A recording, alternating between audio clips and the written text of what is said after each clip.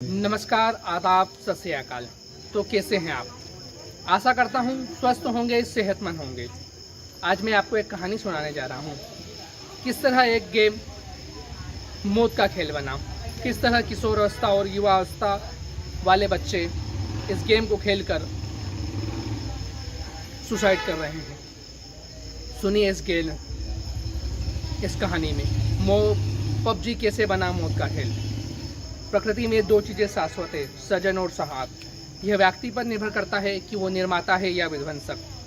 जीवन में बचपन में जो खेल बच्चा खेलता है उसका उसके व्यक्तित्व पर गहरा प्रभाव पड़ता है, लेकिन खेल जब मौत का रूप ले लेता है तो उसे अपराध की संज्ञा देना ही ठीक है। ऐसा ही खेल जब मौत का कारण बनता है तो उसके परिणाम कितने खतरनाक होते हैं, आइए जानते हैं इन प्रसंगों से।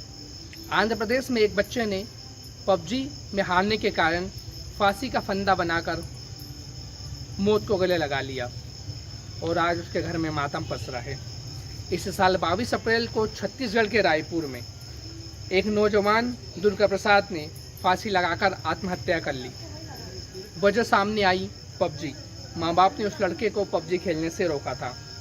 मध्य प्रदेश के देवास में पिछले साल पबजी की वजह से एक लड़के की जान चली गई। देवास के शांतिनगर इलाके में ये घटना हुई, जिसके बारे में खुलकर कोई बात करना नहीं चाहता। इसे सुनकर सभी लोग बुरी तरह चौंक गए थे। जिस लड़के की जान गई वो मरने से पहले जोर से चीखा था और उसके बाद वो हमेशा के लिए खामोश हो गया। साल 2002 में उत्तर प्रदेश में के मथुरा में पीयूष शर्मा नाम के एक लड़के ने पबजी खेलने की वजह से आत्महत्या कर ली, जबकि साल 2019 में हैदराबाद के एक स्टूडेंट ने इसी पबजी गेम की वजह से मौत को गले लगा लिया।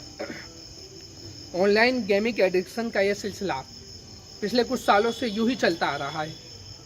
जगह और तारीख बेशक बदलते रहते हैं, लेकिन इन तमाम जगहों पर मौत की वजह सामने आई है पबजी। आजकल बच्चों, खास तौर पर किशोर अवस्था के बच्चों में ऑनलाइन गेमिंग का चस्का सिर चढ़ कर बोल रहा है। ये चस्का किसी नशे की तरह सयाने होते बच्चों को अपनी चपेट में ले रहा है और यही ऑनलाइन गेमिंग की लत कच्ची मिट्टी वाले बच्चों को खौफनाक खूनी साजिश रचने में माहिर बनाती जा रही है। ऑनलाइन गेमिंग और उसके चस्के को लेकर दुनिया भर की कई यूनिवर्सिटियों में मनोवैज्ञानिक लगातार रिसर्च कर रहे हैं। इस रिसर्च के जो नतीजे अभी तक सामने आए हैं वो बेहद चौंकाने वाले हैं। वैज्ञानिकों का मानना है कि जैसे निकोटीन और मार्फिन जैसा नशा इंसान के दिमाग पर असर डालता है और उसकी लत पड़ जाती है, ठीक उसी तर्ज पर ऑनलाइन गेमिंग का चस्का भी है, जिससे इंसान उसका आदी हो जाता है।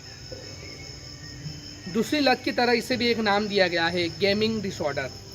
वैज्ञानिकों का मानना है कि इस बीमारी से ग्रस्त लोग इसी बात पर दांव लगाते हैं कि वो किस तरह किसी साजिश या चाल को स्कीम कर सकते हैं, और इस चक्कर में वो लोग अपनी ज़िंदगी तक दांव पर लगाने से नहीं चूकते। एक मनोवैज्ञानिक का मानना है कि ऑनलाइन गेमिंग की इस लत में असल में बढ़ते हुए बच्चों के विकास के रास्ते में सबसे बड़ी रुकावट भी है। लेकिन अगर उसी गेम को बच्चों के नज़र से देखें तो ऑनलाइन गेमिंग के अलग अलग लेवल पार करना ही उनके लिए सबसे बड़ी कामयाबी हो जाती है। जामा नेटवर्क ओपन की एक रिसर्च तो और भी ज़्यादा चौंकाती है। जामा की एक रिसर्च के मुताबिक जो लड़के लड़ाई झगड़े या हिंसा वाले वीडियो गेम खेलते हैं या फिर उसे देखते हैं तो उनमें बंदूकों को हाथ में लेने या इसका इस्तेमाल करने की प्रबल इच्छा जागृत होती है। जामा के शोधकर्ताओं ने इस सिलसिले में 200 बच्चों पर एक रिसर्च की। आधे बच्चों को गैर हिंसा वाले वीडियो गेम खेलने को दिए, जबकि आधे बच्चों को ऐसे वीडियो गेम खिलाए जिनमें जबरदस्त हिंसा और बंदूकों का इस्तेमाल था। रिसर्च में शोधकर्ताओं ने पाया कि जिन बच्चों ने गैर हिंसा वाले वीडियो गेम खेले उनमें से 44% बच्चों ने ही गन पकड़ने की इच्छा जाहिर की, जबकि जिन बच्चों ने हिंसा और बंदूकों के इस्तेमाल वाले वीडियो गेम खेले उनमें से 16% से ज़्यादा बच्चों ने बंदूक को पकड़कर उसे चलाने की इच्छा जाहिर की। इससे इस गेम पर सवालिया निशान लगा दिए हैं।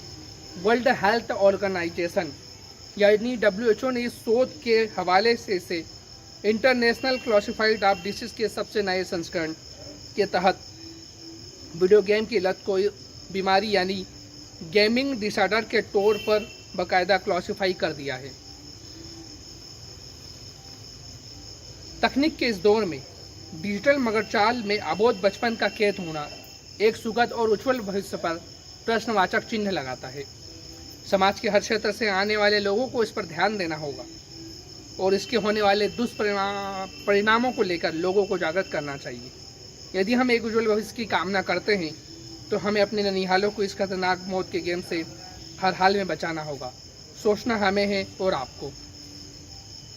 तो फिर मिलूंगा एक नई कहानी को लेकर। तब तक के लिए जय हिंद, जय भारत।